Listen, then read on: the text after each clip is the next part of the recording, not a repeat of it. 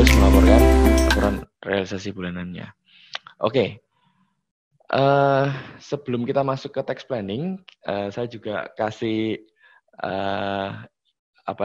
mungkin beberapa info bagi Bapak Ibu semuanya yang hadir. Ada beberapa info dan juga peraturan update peraturan perpajakan terbaru gitu ya yang tahun ini juga terbit atau muncul. Nah, ini berguna banget. Untuk apa? Untuk para pengusaha atau Bapak Ibu sekalian bisa update. Nah, jadi apa sih yang peraturan-peraturan tahun ini yang baru-baru? Nah, ini ada beberapa peraturan pilihan yang akan saya sampaikan, gitu ya. Nah, yang pertama penurunan tarif pajak 2020.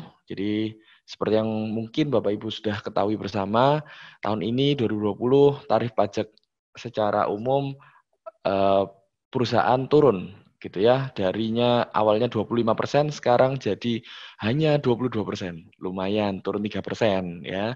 Nah, tapi kalau 3% dari miliaran atau puluhan miliar atau ratusan miliar kan juga kerasa ya Pak ya. Nah, jadi lumayan gitu ya, 3%. Kalau misalnya kita go public, malah dapat diskon lagi 3%. Jadi luar biasa. Malah dapatnya 19%. Nah, nanti 2 tahun lagi di 2022, bagi PT CV yang tidak go public, tarifnya turun lagi sampai 20%.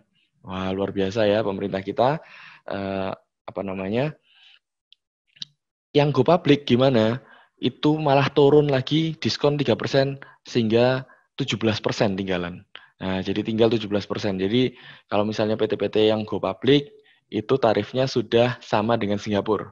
Nah, jadi istilahnya tidak ada alasan lagi bahwa PT-PT yang ada di Indonesia transfer pricing atau melakukan base erosion profit shifting atau profit-profitnya dialihkan kepada perusahaan-perusahaan di Singapura. Di Singapura ya. Nah, betul. Jadi istilahnya sudah tidak ada alasan lagi bagi para pengusaha.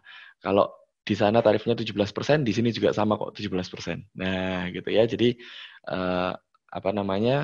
tarif Indonesia dan Singapura sangat kompetitif dan juga salah satu yang termurah di Asia Tenggara. Di Asia Tenggara. Karena beberapa seperti Malaysia dan Thailand masih di atas 17%. Itu kalau go public. Nah, gitu ya. Kalau ya yang tidak go public, private sector, CV, PT, UMKM, dan lain-lain ya masih kena 20%. Cuman kan lumayan dibandingkan 25%. Gitu ya. Oke. Berikutnya, info yang kedua, ini ada tentang PPN atas perdagangan melalui sistem elektronik. Ada di PMK 48 tahun 2020. Ini yang menarik gitu ya. Kenapa? Karena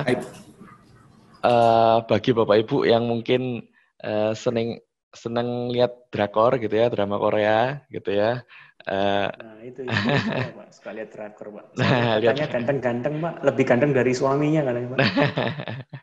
Hitung-hitung cuci mata Pak ya. Nah gitu ya, jadi cuci mata lihat drakor di Netflix gitu ya. Nah sekarang Netflix sudah terkena PPN. Nah, jadi harganya sudah naik 10% per 1 Juli kemarin gitu ya. Google, Facebook, Instagram, YouTube, Twitter, Amazon, nah itu semua sudah terkena PPN. Maksudnya apa? Jadi kalau misalnya dulu kita langganan Netflix katakanlah 50.000 per bulan, nah sekarang tambah 10% jadi 55.000 per bulan. Nah, jadi ini nanti juga akan menjadi salah satu game changer di dunia perpajakan digital. Kenapa? Karena dulu kalau misalnya iklan di media cetak seperti di radio, di TV, di koran ada PPN-nya, terus habis itu iklan di Facebook atau di Google nggak ada PPN-nya, sekarang sama-sama ada. Nah, jadi di Facebook, di Google juga sama-sama ada PPN-nya.